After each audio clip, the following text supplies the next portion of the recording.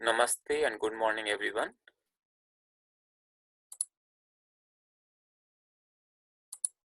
We'll start our class with the prayers. Please chant along with me. Om Gurur Brahma Gurur Vishnu Gurur Devo Maheshwaraha Guru Sakshat Parabrahma Tasmai Shri Gurave Namaha. Om Sahana Bhavatu Sahanau Bhunaktu Sah Viryam Karvavahai Tejasvinavadhitamastu Ma Vidvishavahai. Om Shanti Shanti Shanti. Now 3 times Mahamrityunjaya mantra. Om Trayambakam Yajamahe Sugandhim Pushtivardhanam Urvarukam Iva Bandhanan Mrityormukshiyamamrutat. Om Trayambakam Yajamahe Sugandhim Pushtivardhanam Urvarukam Iva Bandhanan Mrityormukshiyamamrutat. Om Trayambakam Yajamahe Sugandhim Pushtivardhanam Urvarukam Iva Bandhanan Mrityormukshiyamamrutat. Om Shanti Shanti Shanti.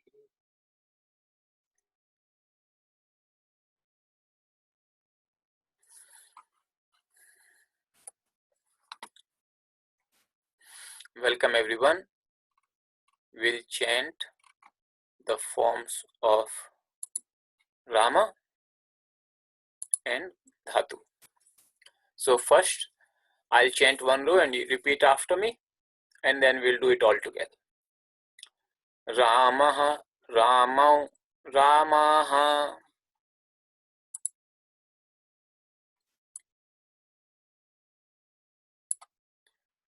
Ramam Ramau Raman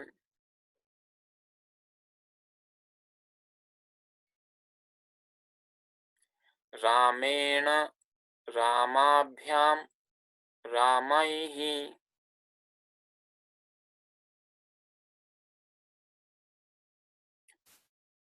Ramaya Ramabhyam Ramebhyah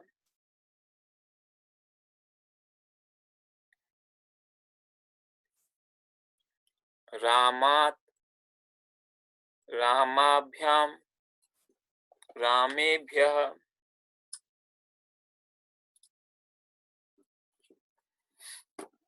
Ramasya Ramayoho Ramanam Rame Ramayoho Rameshu. He Rama He Ramau He Ramaha. Now all together. Ramaha Ramau Ramaha Ramam Ramau Raman Ramena Ramabhyam Ramaihi Ramaya Ramabhyam Ramebhyah Ramat Ramabhyam Ramebhyah Ramasya Ramayoho Ramanam Rame Ramayoho Rameshu. He Rama He Ramau He Ramaha. Now Dhatu Rupa, or the verb conjugation forms of the verb. gum. One line at a time. Gacchati, gacchataha, gacchanti. Gacchasi, gacchataha, gachatha.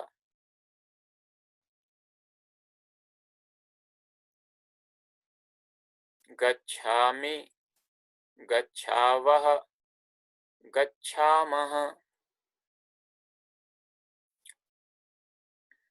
Now all together. Gacchati, gacchataha, gacchanti. Gacchasi, gacchataha, gachatha. Gacchami, gacchavaha, gacchamaha.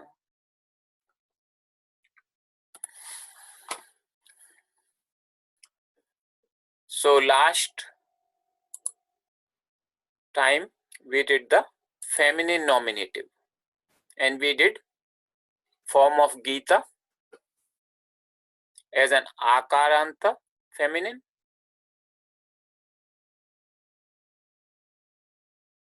and we saw that we had earlier done Rama, which was akaranta masculine,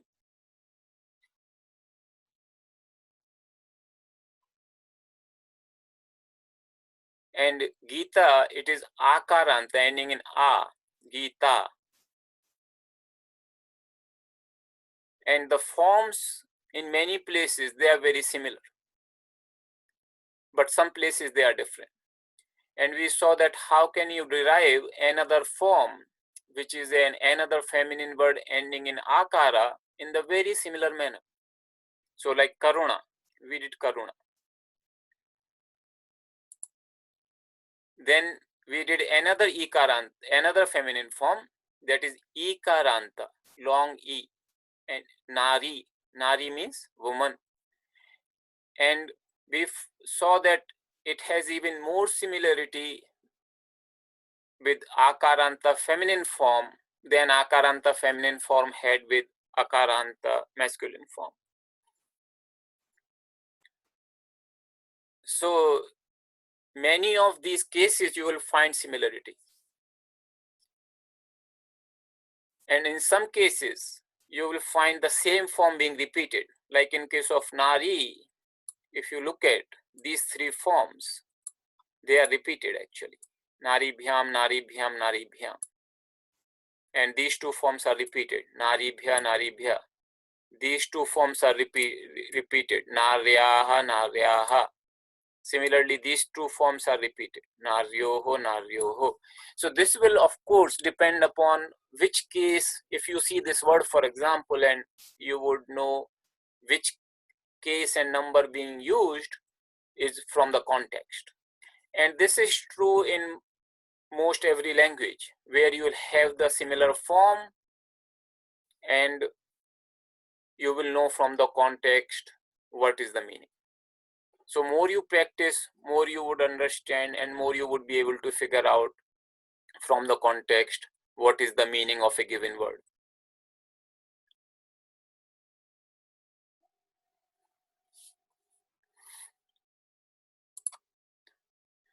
Today we'll do the Sandhi again. So Sandhi has these three categories, and if I can, I'll pull it up in the whiteboard.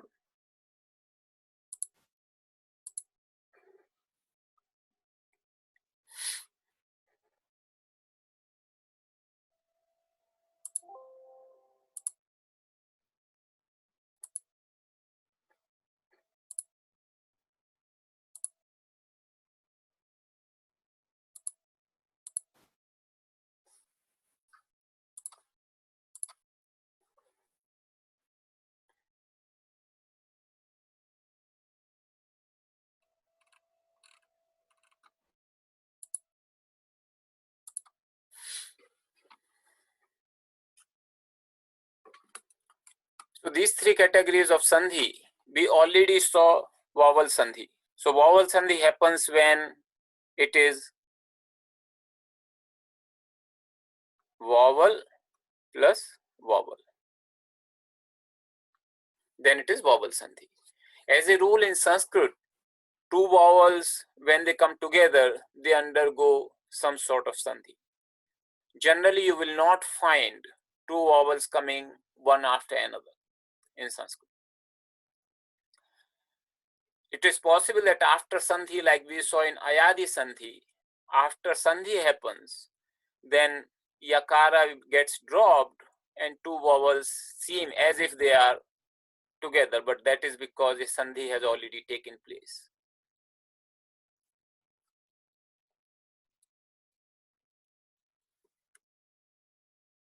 In Visarga Sandhi happens when first is Visarga, that is the end of the first word, and it follows by either a vowel or consonant.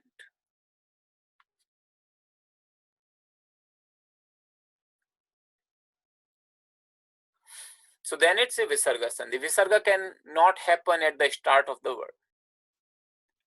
We saw all the Visarga Sandhi rules. And in Visarga Sandhi particularly, we found that there are certain examples, certain cases where after Sandhi the words remain separated. So just by looking at the words, sometimes it is difficult to see whether Sandhi took place or not. But we saw pretty much, so these two Sandhis we saw in pretty good detail. And there is a flow chart available. Amit Baba prepared the flow charts for each of the Sandhis. As well as in Thomas Egan's book, there is a table, a complete table actually listed there, which shows all the combinations of every vowel to every vowel, then Visarga to vowel and consonant. What are the resultant? Today we'll do the Vyanjana Sandhi. Vyanjana means consonant. So consonant Sandhi happens. So now we basically are left with three cases. So it could be vowel plus consonant, consonant plus vowel, or consonant plus consonant. This particular case, generally speaking, no sandhi takes place, no change. Thing remains as it is. Two words remain as it is.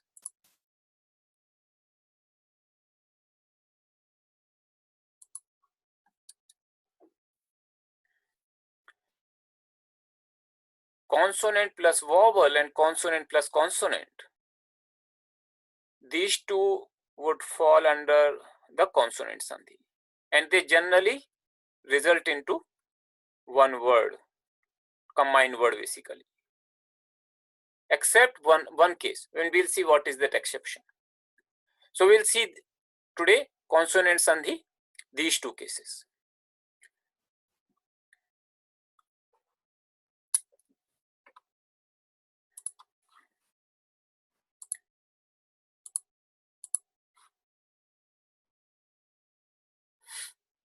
So this is the consonant sandhi.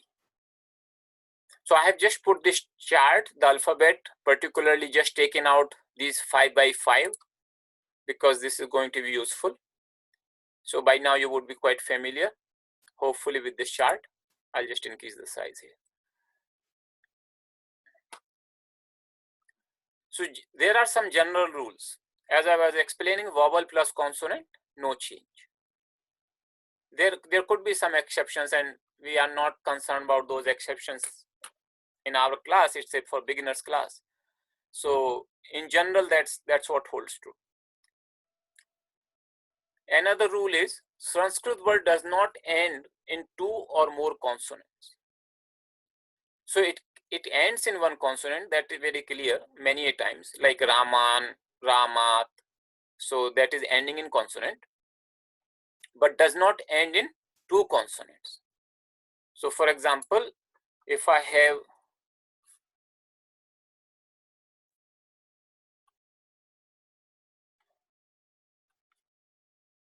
Raman, it is one consonant. Or even if I have Ramat, again it's one consonant. I could have more than one consonant in the middle, and that is, or in the starting, and that is not uncommon at all. That is quite common. So if I have a word, simple word called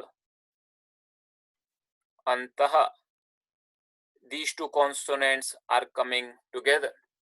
That is very common in Sanskrit, to have two consonants, but they do not come at the end of the word.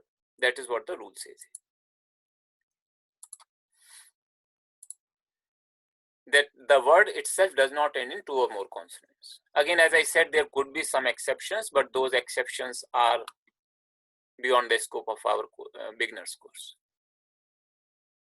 Then you know that there are so many consonants in Sanskrit, 33 actually. And if I have to consider 33 into 33, the combinations are like close to more than 1000 combinations. So fortunately, that is not the case. It is not that complicated. And the reason is this. In Sanskrit, words end only in these 6 consonants. Again, I'm just mentioning you that there could be some exceptions, but by and large, that is the case. Words end in these consonants only. Kakara, takara, takara, pakara, nakara, makara. You can see very clearly it is this column where the words end, except it doesn't end in cha. So this column where the ending consonant happens in Sanskrit. And these two. So 6 only. So far, whatever words we have studied, they have only ended up in this. And even out of these 3, even out of these 6, these 3 are most common. Takara, nakara, and makara. These 3 are the most common. So that would reduce considerably our potential combinations for Sandhi. Words can start practically from any consonant, but there are certain consonants by which word does not start, like these 3. Generally, the word will not start with these 3 consonants.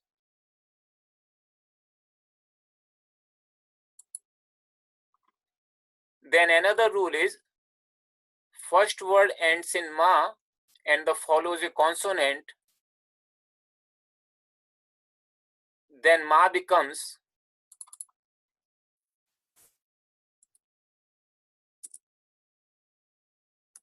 then makara becomes anuswara. That is the rule. And then the word remains separate. So here, two words remain, and that is the exception I was talking about. 2 words remain. So in this case, when the first word ends in makara and the second one starts with a consonant and they come together, makara follows a consonant, then makara becomes anuswara. You might have seen many times that I write, for example,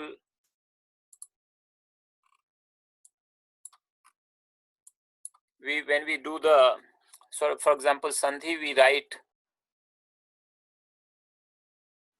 Ramam,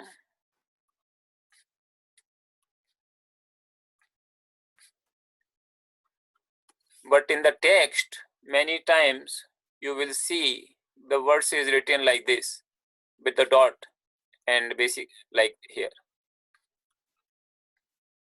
So this M with dot underneath. So that is the reason why sometimes you will see M dot underneath and M makara as makara versus anuswara. So this is called anuswara. And this is the rule which comes into play. If it is an independent word, then makara remains. But if the word follows a consonant, then it becomes anuswara. And if we look at our Sandhi in Bhagavad Gita, that would be extremely common case actually.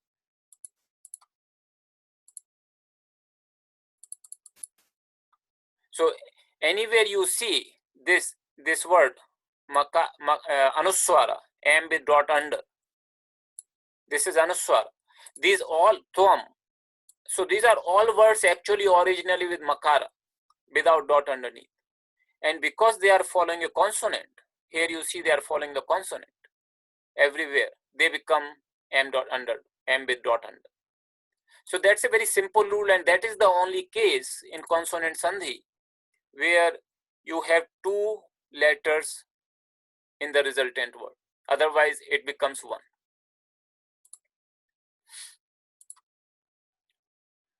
Then another rule is nakara preceded by a short vowel. And if you remember, short vowels are these four: akara, ikara, ukara, rukara. That means the vowel before nakara, preceded by a short vowel, and following any vowel. That means the first letter of the second word is vowel, then it becomes doubled. So an example of that kind of case is this one. Let me pull this one from here to here. So this is an interesting case actually. So original words is this.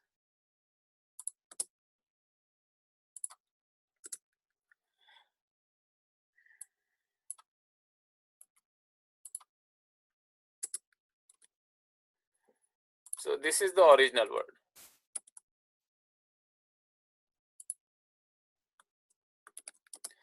Vishidan idam abravit. This is the word. Now there are two sandhis taking place. So first between idam and abravit. And all it happens, they come together. Because here makara follows by a vowel, not a consonant. You see this rule, makara follows a consonant, then it becomes anuswara. But if it is following a vowel, then it does not become anuswara, but they still come together. So it becomes like one word, like this. And then between these two, nakara preceded by shorta, that is short vowel, and follows another vowel, which may be short or long, it doesn't matter. Only this vowel, the preceding vowel, should be short. Then it becomes doubled, and this becomes one word. So that's how it becomes one word actually. Vishidan nidam abravi. Then we'll discuss another rule, and this is this one. So for this rule to understand, I'll just pull up here.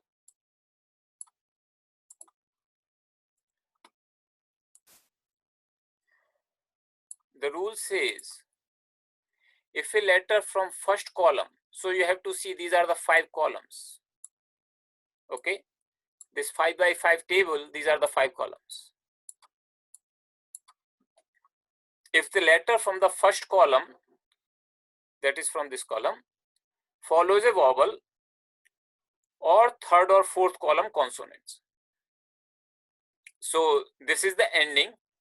First column letter is the ending letter of the first word, that is the first word. And it follows either a vowel or third or fourth column consonants, either of these 10 consonants. Then it changes to the third column letter. That means this will change, this one changed to this, kakara changes to gakara, chakara is not there, like as you can see, words does not end in chakara, so that is not applying. Takara becomes dakara, takara becomes dakara, and pakara becomes bakara. We'll see some examples here. So one example is Vagisha. So if I write here, so the word here is actually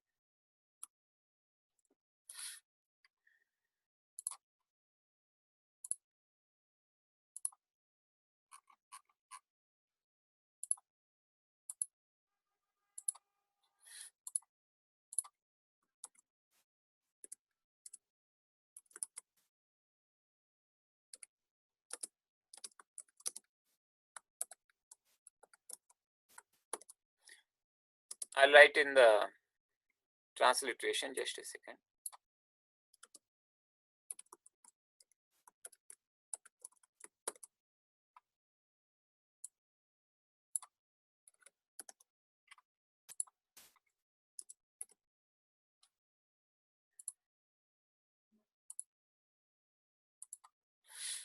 Okay, so this is the word here, vak plus ishah, vagisha. So vak ending in kakara, it is a word because words end in only in these consonants. This is fine. Vak is ending in kakara, and it's followed by a vowel, and it's a letter from the first column. You see, actually, except nakara and makara, these are the only 6 consonants which are at the end of the word. So you can pretty much be the safe that the word would be from here. The word would end in first column or just these 2. So word is ending in the first column. It follows a vowel. It is followed by a vowel. Sorry. It is followed by a vowel. E, kara. Then what the rule says is that kakara will change to gakara. So here kakara, which is the changes to gakara, which is the third column letter. So it seems like rules a little bit wordy, but the application is pretty simple. Any of these letters, if they follow vowel or letters from these 2 columns, the first, it will change to corresponding third column letter. Vagisha.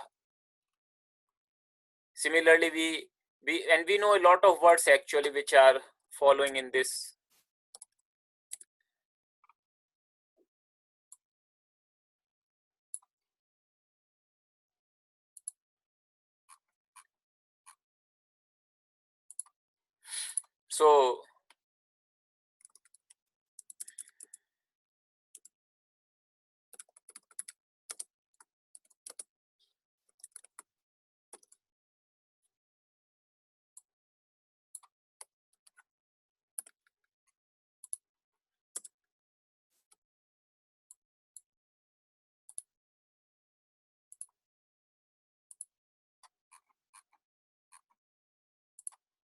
So Jagat plus Guruhu.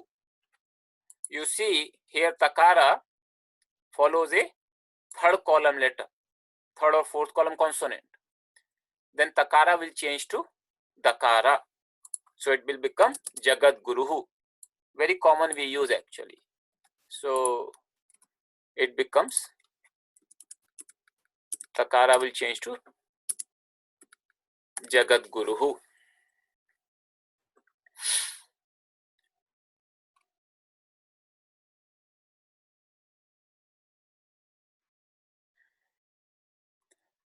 Then another rule which says is here.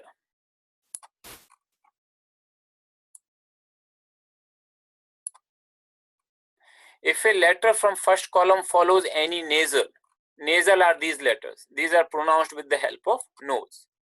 The 5th column letter. These are called nasals. If a letter from first column follows any nasal, it changes into the corresponding nasal letter. So Takara becomes Nakara, for example.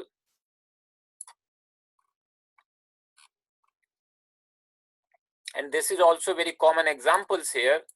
I'll write, so for example, if we have to say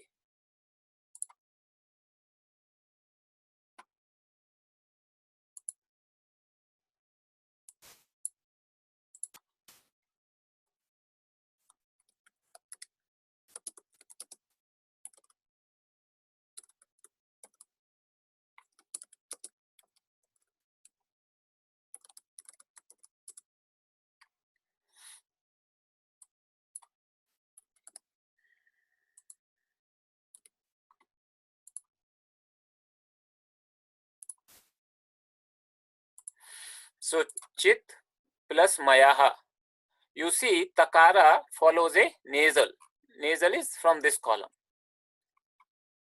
Then we are saying this also will become corresponding nasal. Corresponding nasal for Takara is Nakara. If you have a very good understanding of the alphabet, these things should become very simple and intuitive to you. if you don't have the very good understanding of alphabet, then this becomes very difficult rules. So alphabet is absolutely essential if you are trying to understand Sandhi. So please, those of you who have not completely mastered the alphabet, please take some time to master the alphabet completely. Alphabet, any way you can understand. Whenever you want to learn any language, alphabet is the first step. So Chit plus Maya become Chinmayaha. So similarly, Vangmayam, we have another word in Gita called Vangmayam.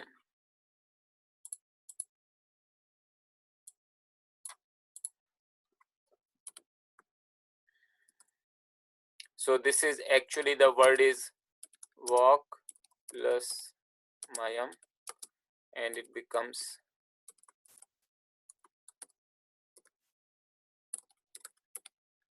Vangmayam.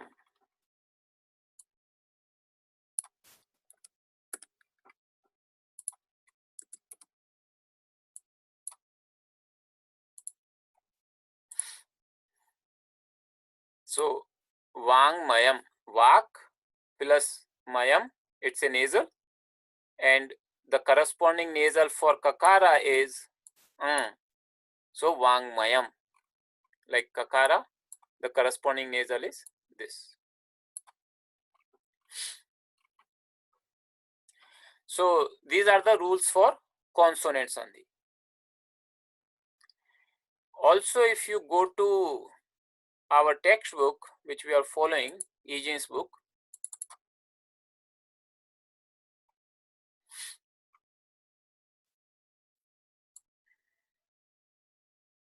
and you go to lesson 10,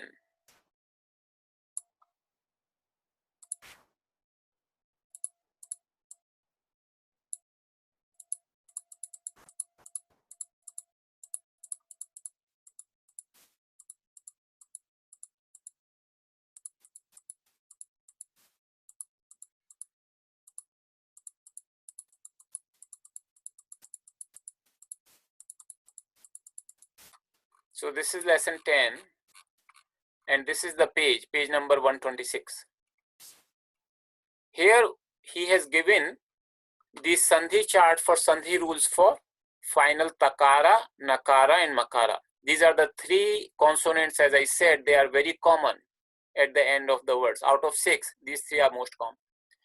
And he has given the list of what happens when it is followed by something. So he has given a complete tabular format. I would definitely request you to read all this. He has also given certain examples. Examples are given for different pages. So look at those examples. For Makara, it is very simple. I already told you the rule.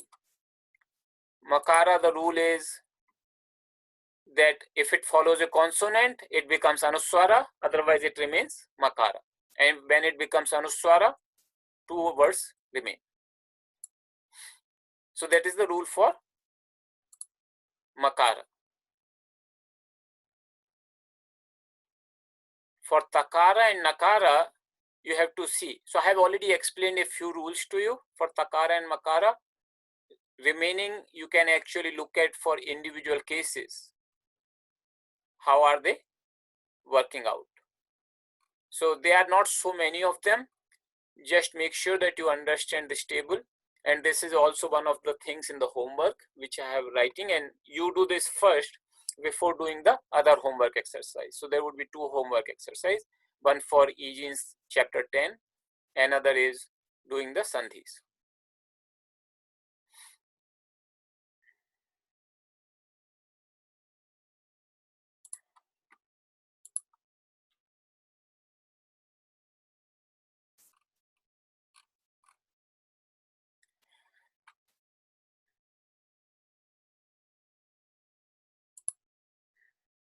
So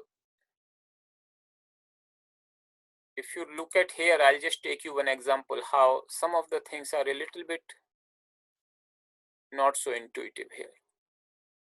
So this is the case, this is the final letter of the first word, Takara. and this is the initial letter of the second word. So what he's saying is takara, when it follows shakara, you see this letter shakara, then it results into this combination, chakara and chakara. We'll see an example.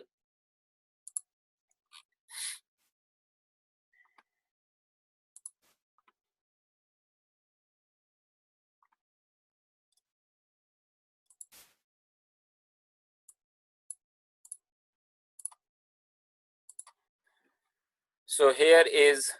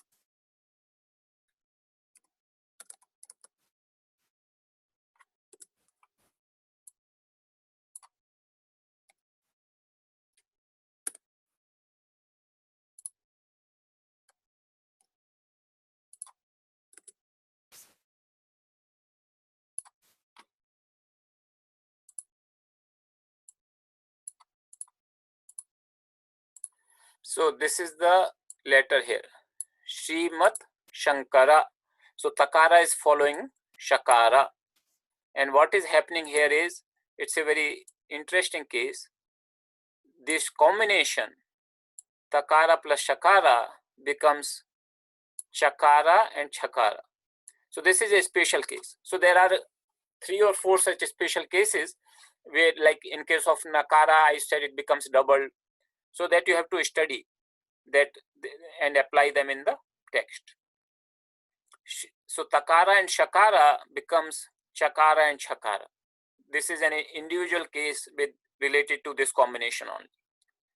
So this takara, so he has given all this in this table, and please study this table and then you will see those cases. Okay. So now if there are any questions on this particular topic, I'll look into the chat window.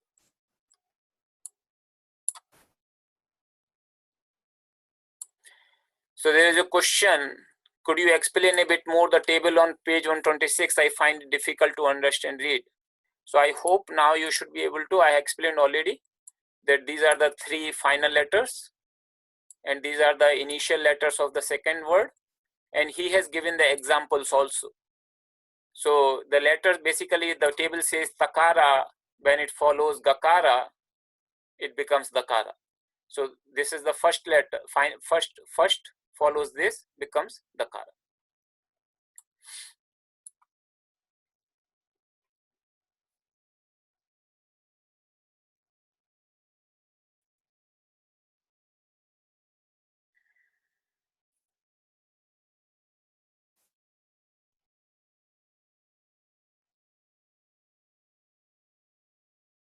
Shouldn't the rules, there is a question, shouldn't the rule say a letter from the first column is followed by instead of follows?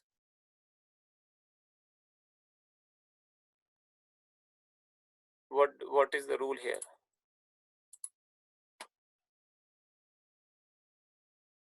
Letter from the first column follows. Okay, yes, that's correct. Actually, I made a mistake here. So is followed by, sorry.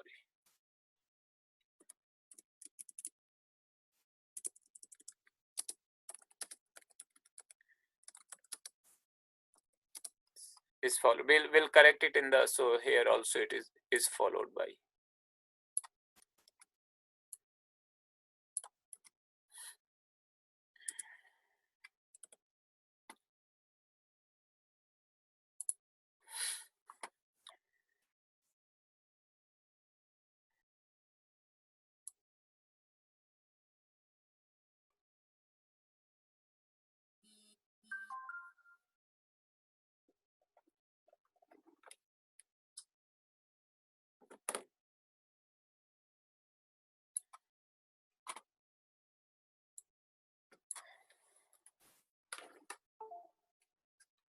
So I was just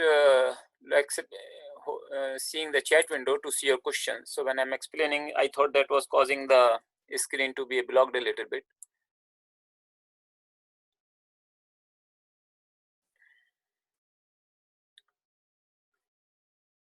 I'm just trying to read the questions which you have sent. And please limit the questions only to the topic at hand right now.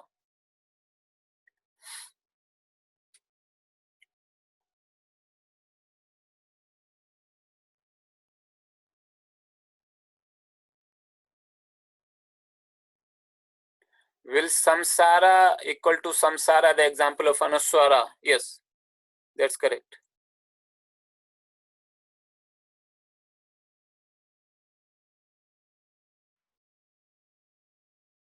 What do you mean by following a consonant? Does the consonant precede or come after makara?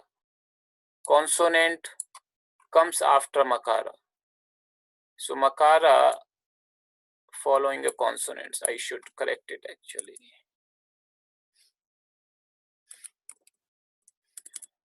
Followed by a consonant. Yeah, so I'll correct that part. Makara followed by a consonant, then makara becomes anuswara. I'm sorry if it caused confusion.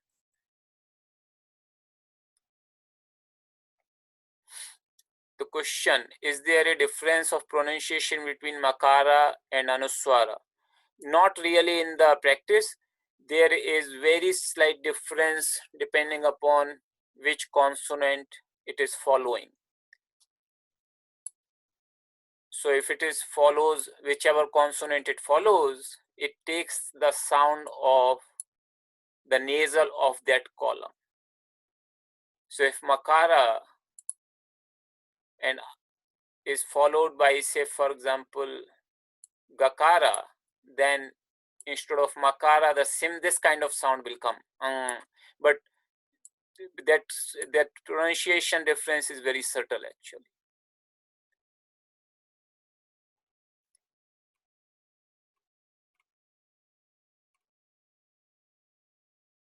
Why don't the rules apply to cha? I'm not sure why would rule apply to cha. Please clarify your question. The Sandhi rule that applies to Chitrupa Ananda, to Chidrupananda, that's correct actually. So Chitrupa becomes Chidrupa. So we have our monk here, Swami Chidrupananji. So the word is actually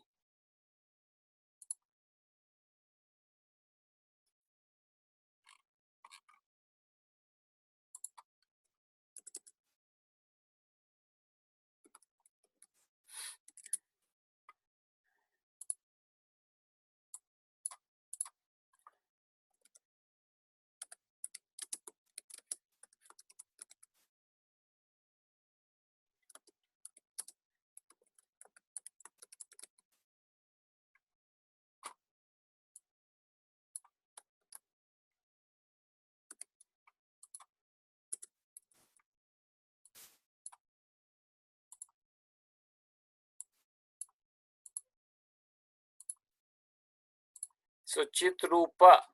This is actually the actual word Chitrupa. Because of the Sandhi rules, it becomes Chidrupa.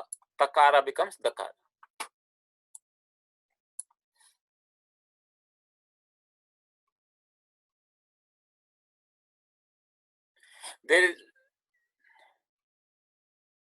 There is a question, could you please provide the solutions for the exercises in the book E-Genes with IAST in Google Drive?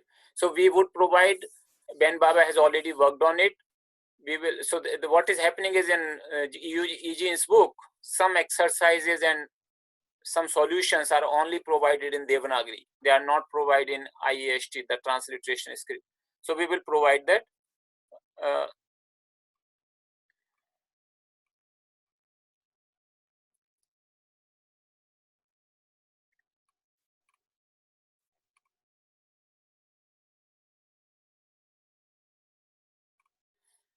Example, Srimad Shankar, did we cover the rules for that or is it only in the book? I already showed you in the book and then we covered through the example. I would definitely ask you to go through all the rules which are there in the book on the table. Could you pronounce param with anuswara for M at the end? So at the end, anuswara will not come. Anuswara will only come when it is followed by a consonant. Makara is followed by a consonant, then anuswara would come. So at the end of the word and at the end of the sentence, anuswara will not come.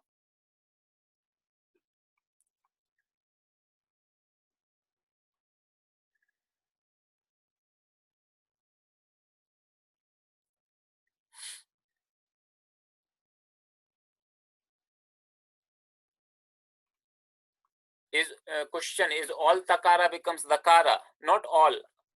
Again, if you look at this table here, takara takes the form of jakara in front of jakara and jhakara, lakara in front of lakara. It remains takara in front of kakara. So that you have to see actually. But it doesn't become dakara for all.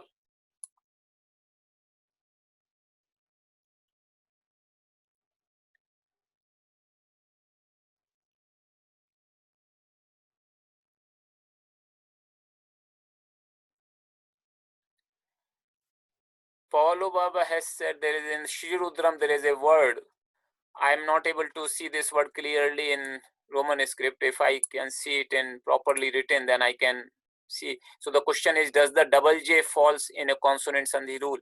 Probably, but I have to see the word.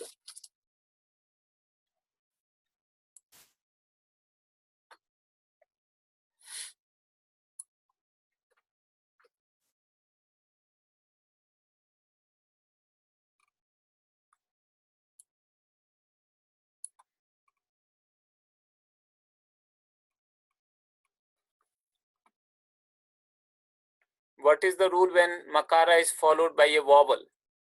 When makara is followed by a vowel, it remains makara and it becomes one word. They do together combine.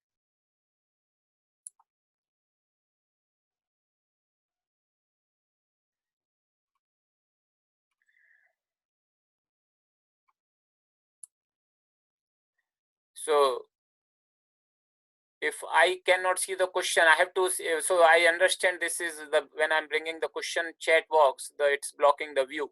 I'll try to see it afterwards if we can do something to fix it. But in order for me to answer your question, I have to open the chat box to read it. But when I am explaining it, I'll make sure that you would be able to see the screen which is relevant. When chakara and chakara come together, do you pronounce both? Yes. So when chakara and chakara come together, you will say Srimat Shankar, Srimat Shankar, Srimat Shankara.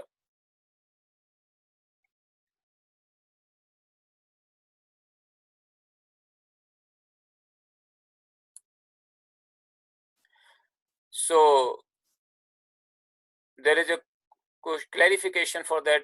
Earlier I asked, rules are generally talking about first column of consonants, but chakara is always excluded. So he is asking why chakara is excluded. I already explained, because chakara does not appear at the end of the first word. At the end of, so the word in Sanskrit does not end in chakara. That's why chakara is not there in the sandhi.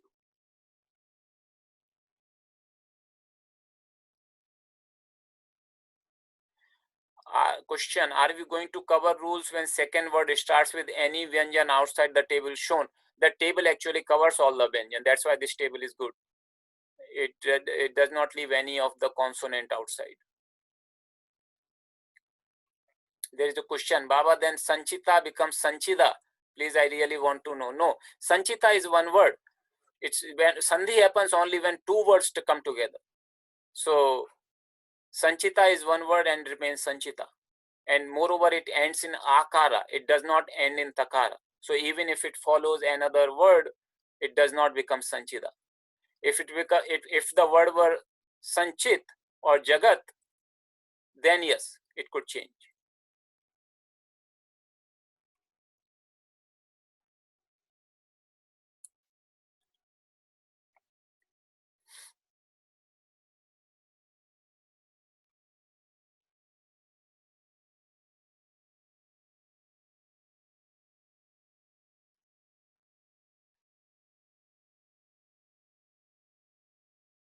There is a question, where is the rule for consonant plus refa? Consonant plus refa. So if you go here, takara is the consonant and it follows refa. Here it becomes dakara. So in the table, takara plus refa, this is the refa, it becomes dakara. So that's the rule here.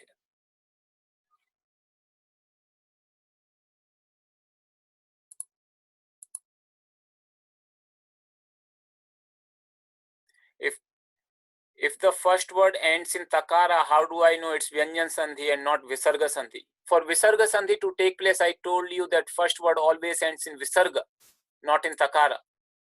So we already discussed it actually. The first words end in Visarga for Visarga Sandhi to take place. If it's ending in consonant, then it's a Vyanjana Sandhi, consonant Sandhi.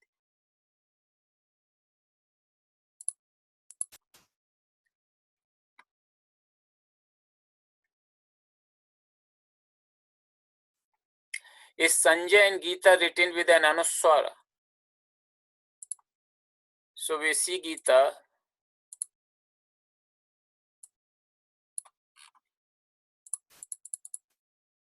And here it says Sanjaya Uvacha. It is not written with an Anuswara. It is a nya. This is the palatal nya, nasal sound. Sanjaya.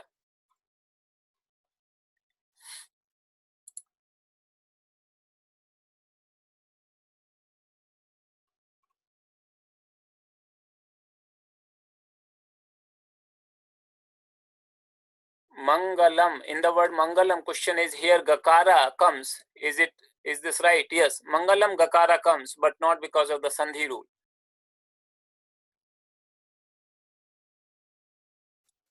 Satchit Ananda becomes Satchidananda. That's correct. Satchit Ananda becomes Satchidananda because of this rule. The question, the table doesn't cover if second word starts with Hakara, semi vowel or sibilants. Are we going to learn those? So table does cover that, I hope. So it says Shakara, Shakara, Shakara. The second word start with these as well as Hakara. So table covers all the cases actually.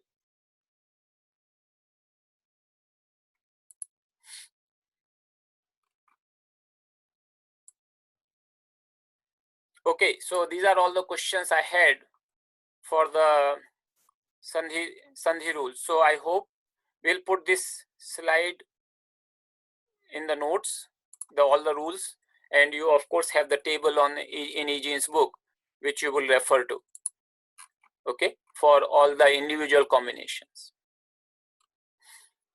So this is the table on page 126 in lesson 10.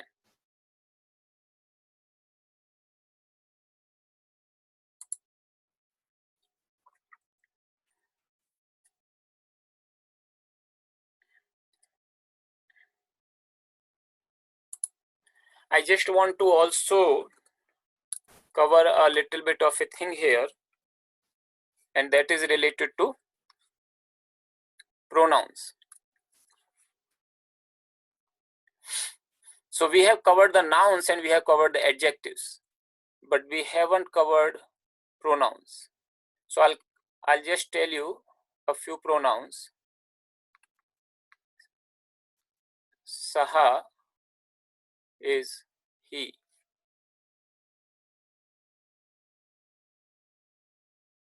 Sa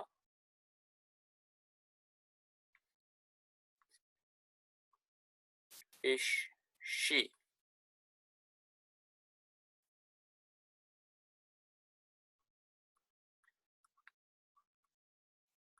Tat is that.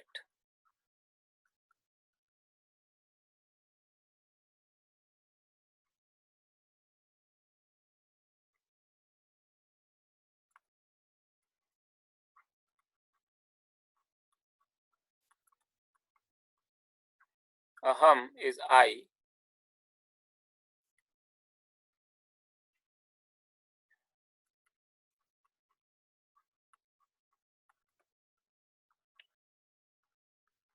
Tom is you. So these are the most common pronouns in Sanskrit.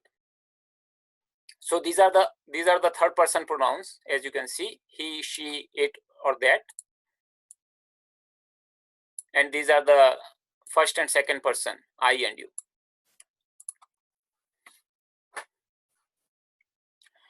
Just like adjectives and nouns, these actually also are a part of the table which we saw, for example, in Rama. So this table, it also exists for all these pronouns. That means it will, if you have to say by me, you will use the third form called Maya. So I'll show you a quick example actually again in Eugene's book. So like this table, for example, for the first person pronoun I. So as you can expect, the first and second person, they do not have gender. So aham will not be in feminine, masculine, or neuter.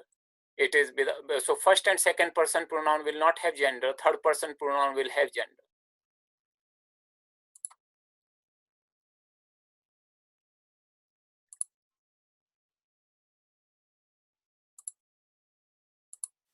So only the third person pronoun will have gender, but the first and second person will not have gender.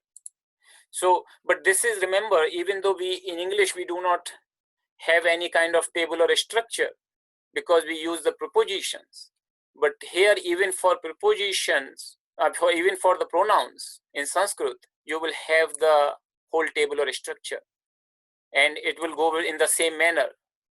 Case and number. Aham means I.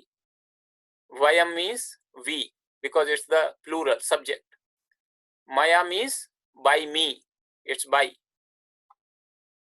or with me. Asmabhi, for example, would mean by us.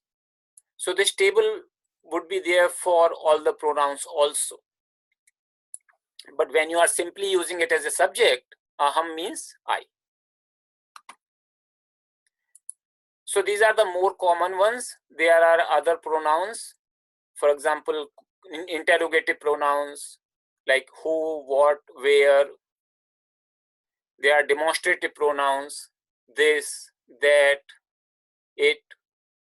So there are a lot of pronouns in Sanskrit, and except these two, everything will have the gender except the first and second person pronoun. Also, the pronouns do not have a vocative case. You do not say hey me.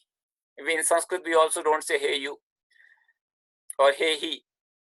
So vocative case is not applicable to pronouns.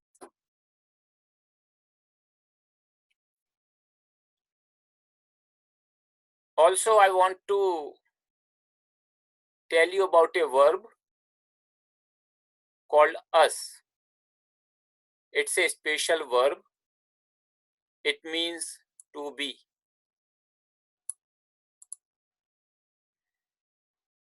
And one of the first verbs normally in any language you study is the verb of to be. In English, that simply means is, are, am. These are all the different forms in English of the same verb to be. The actual verb in English also is being, and then it takes the different forms like he is a boy, we are men, I am a boy, I am a girl, like this. In Sanskrit, there are many verbs actually for to be. So in English, we only have one, and then there are different forms. But in some other languages like Spanish and Portuguese, also there are two verbs for to be. Like in there is, for example,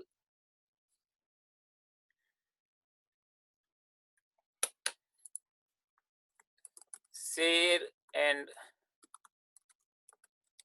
estar and ser. These are the in Portuguese and Spanish, these are the two words for be, and there is a slightly different meaning how they are used. In Sanskrit, there are actually many, and but the most common is us, and we'll see the other words. But us actually has, it follows the same paradigm of endings ti, taha, anti, si, thaha, tha, mi, vaha, maha. But there is a slight difference in these two cases, in these two columns, dual and plural. The akara is dropped. So instead of saying astaha, as plus taha, astaha, we just say sta. So asti means he is, asi means you are, asmi means I am. Because the second person and first person, these are the only pronouns.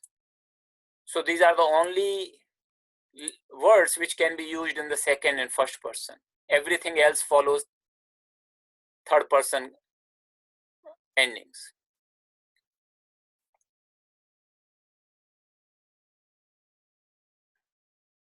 So most common ones are asti, asi, asmi, the first singular ones, and santi, the third person plural. These are the most commonly used.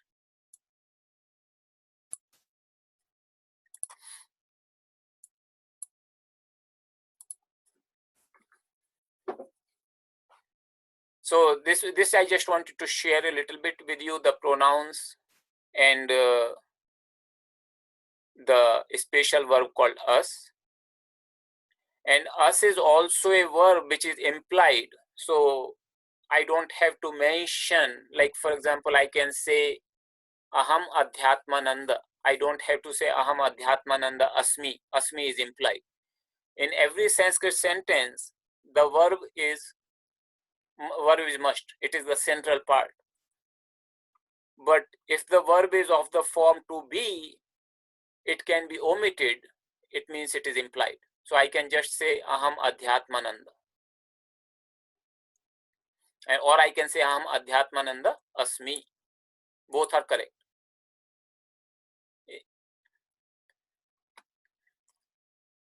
So now I would just tell you a little bit of a class exercise.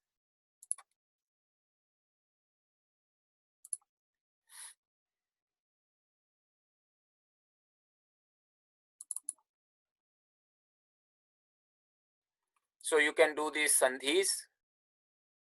We'll see the solutions later on if you are not able to somehow solve it by yourself after the break. So these are the 7 sandhi. If you have Eugene's book with you, you can refer to it, the table. And then I have also this part we can drop right now. This we don't have to worry about. We can do later. But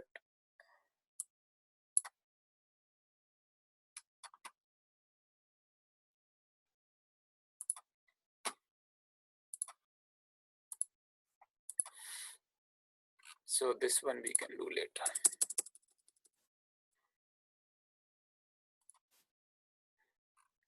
So you can do this much, and right now it is 10:04. We'll meet at 10:15. Okay. Thank you. I'll mute myself. Welcome everybody. We'll discuss these sandhis, and then hopefully it will become even clearer to you.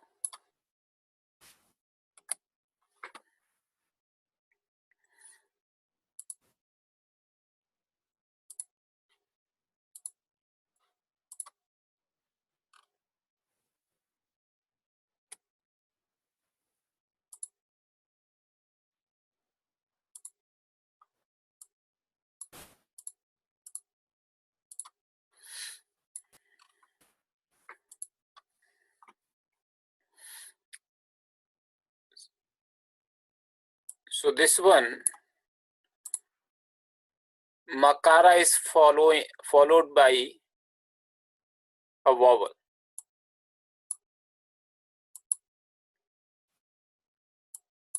The rule is that makara followed by a consonant that becomes anuswara. Otherwise, it combines and becomes one word. So in this case, it simply becomes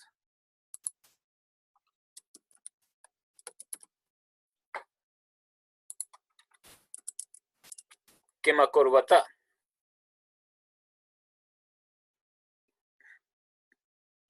Here, makara is actually followed by a consonant.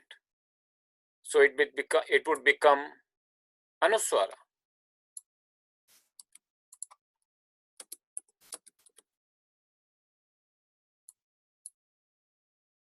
And it will remain, this is the one example where it will remain 2 words.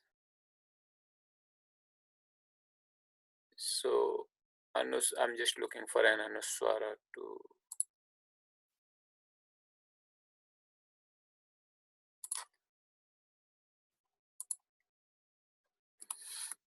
it becomes anuswara. Mahatim chamum. Then this one, takara, is followed by a vowel. So takara becomes dakara. If you remember, the rules were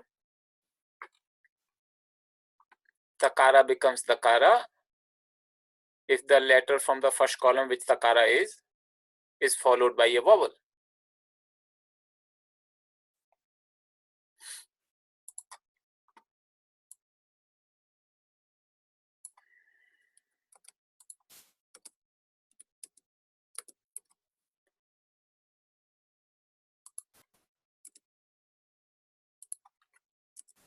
And then it becomes one word, madarthe.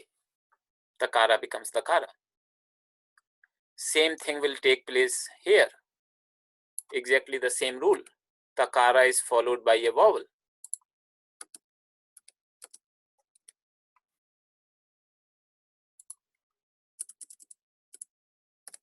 Tadasmakam.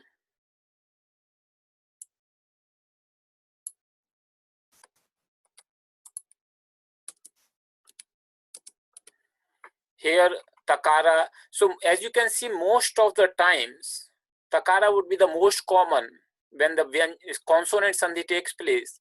Takara would be probably the most common consonant which will come at the end of the first word. So here takara is followed by a consonant from the third column. Takara is followed by third or fourth column consonant. And dakara, so this thing should be very clear to you which consonant falls in which row and which column. At least this 5x5 table should be very, you must be able to figure out immediately, oh, this consonant is in this column, this row. So here it is followed by a column in the consonant in the third column, then takara changes to dakara.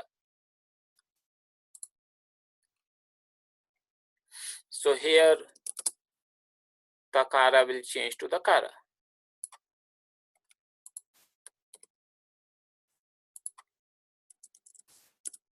Takara changes to dakara.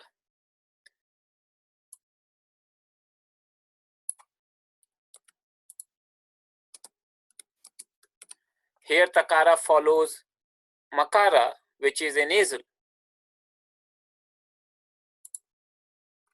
Takara, it's the fifth column. So if letter from the first column is followed by any nasal letter in the fifth column, it changes to corresponding nasal letter. So takara will change to nakara. So here takara will change to nakara, sanmatihi.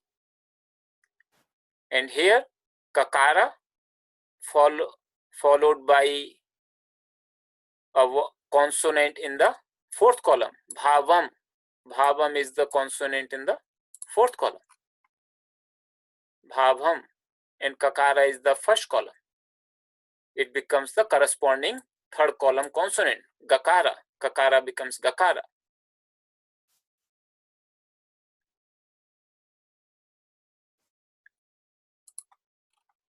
So kakara becomes gakara. That's how it is. So if you understand the alphabet very thoroughly, these sandhi rules should not become difficult. I think some people are finding it difficult because of not having complete mastery over the alphabet. If you understand the alphabet, then I do not see there is so much of an issue in understanding the sandhi rules, whether it is vowel or visarga or consonant. I'll just see some of the questions. I think right now this issue of getting the blocked screen was probably fixed. Some of the questions are related to this special verb I talked about, asti, that why it is not santi, like gachanti, or why it is santi. So us is the, so we'll talk about that part later. This is a verb where the stem actually remains the same, us. So here the stem does not become asa, so stem remains the same, us. I told you that not every verb will have the akaranta stem. So in this case, the stem remains us. It does not become asa. Because the stem remains us, some rules change. We cannot apply the exact, even though the endings remain the same, the way those endings are applied to the stem, they actually undergo some change. And that's why you see the forms of this, they look similar to, for example, gam dhatu, but not quite in the same way. There is some difference, like it's asmi, not asmi. So that's the reason actually, that those rules which apply for gam dhatu are slightly different, even though the endings are the same, because here the stem is not akaranta stem. We'll post all the rules in the class notes so that you will have, and plus I also gave you the reference from Eugene's book.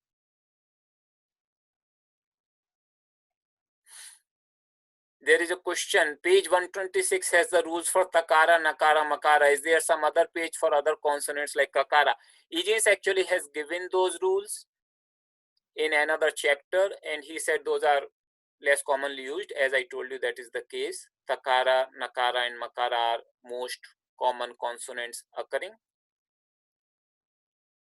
So first you master these ones, and then later on you can refer to the rules for other consonants.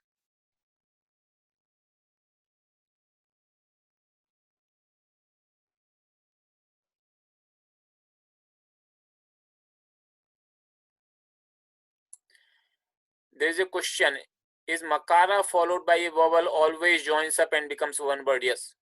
Only when makara is followed by a consonant, it becomes anuswara and it remains two words. Otherwise, it always becomes one word. In the first exercise, which results in kim akurbata, the result will always be a single word. First word ending in consonant and second word ending in vowel. That's correct. There is a question, when stem is us, what is the root word? In this case, root word is also us and stem is also us.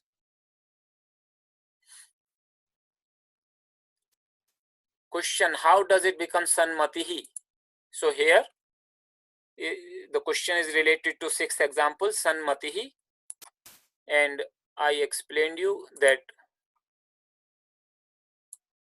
the rule here says, if a letter from first column is followed by any nasal, that is the letter in the 5th column.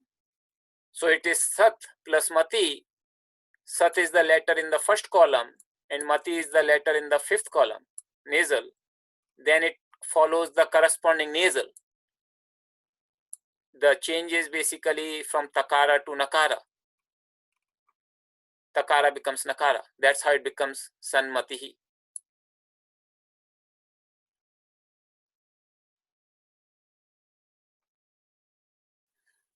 there is a question, what is the difference between asti and bhavati? Maybe in the next class I can explain a little bit more. There is another dhatu which the question is about, bhu, which also is the dhatu in the sense of to be. There's a question, is there going to be a test at the end of the course?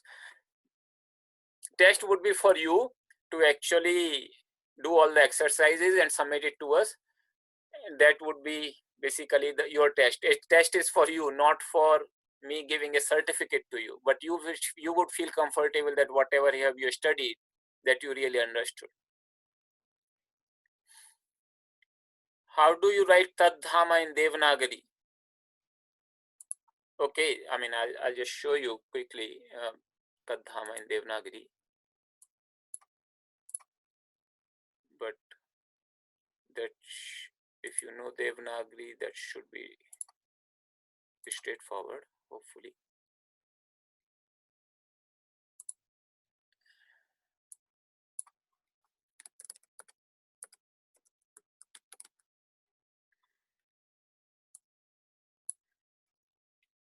So that is the word Tadhama, and if I have to write in Devanagari,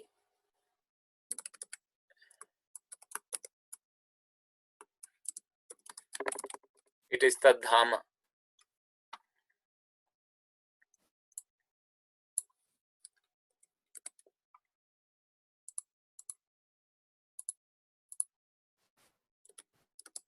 And it becomes in the IAST like this, Tadhama.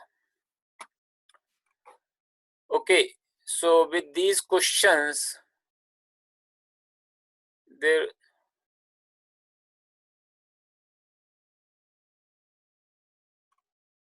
is a question, I was sick for almost 3 weeks and now I'm catching up.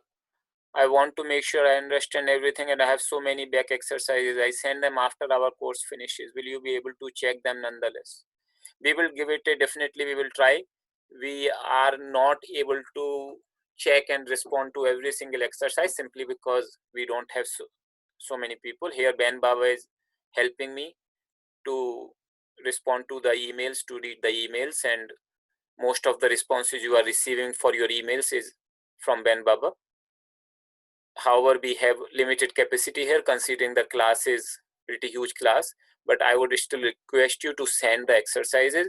We would try to, and we are always posting the solutions to the exercises. So when we are posting the solutions to exercises, you can check against those solutions to see whether you have done it correctly or not. And if you have any questions after going through the class notes and exercises, those questions you send to us and we will try to reply to those questions. Okay. So with this, I'll just show you the exercises for the home.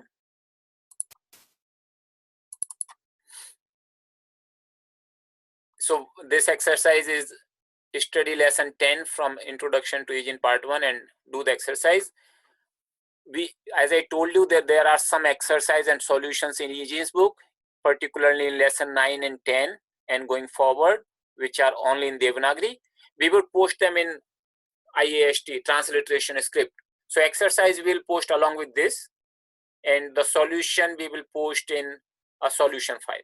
So that way you can look at this. Normally Eugene's book always have solutions to the exercise, but this thing you have to remember, most of the Sanskrit material which I have seen, authors always try to graduate you to Devanagari.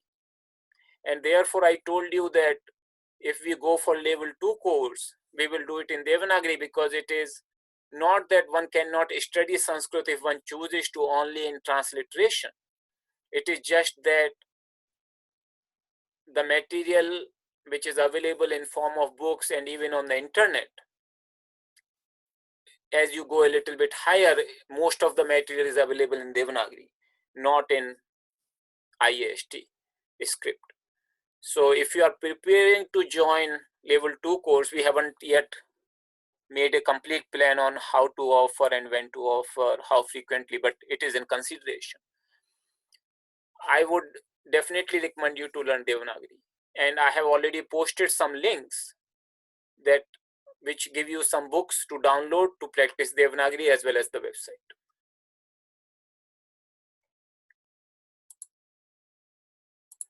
And then for this course, as I said, we are not making Devanagari as mandatory for the beginners course. There, the IAST is the only requirement, and therefore we would post the exercise and solutions which are only in Devanagari in IAST script also from Thomas Higgins book. Then this is another exercise for homework, and these all the words which are from Bhagavad Gita, you have to do the sandhi. So that's where I put the exercise 30 first, because that exercise you have to do first. First you have to read all those rules from Higgins book, understand those, and then you attempt the exercise 31. So that's why they are in this order. So we'll post this exercise with the IAST script soon after the class. We'll also post the solutions to chapter 9 from Higgins book, which are all in Devanagari. So even if you see, Higgins book is such a primary level book, and yet slowly it takes you, graduates you towards Devanagari script. So that is a trend which we have generally seen, that most of the material in Sanskrit is available in Devanagari script. So with that, I would conclude the class. These exercises will post soon after the class, and we'll do the closing prayers.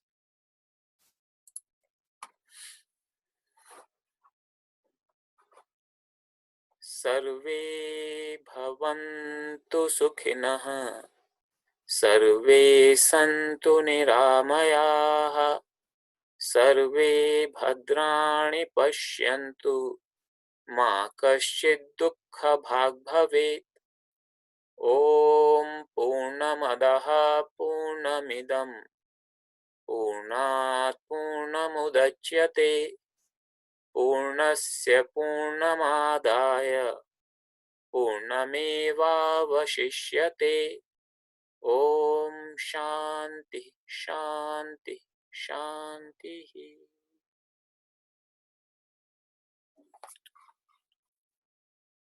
Thank you, everyone.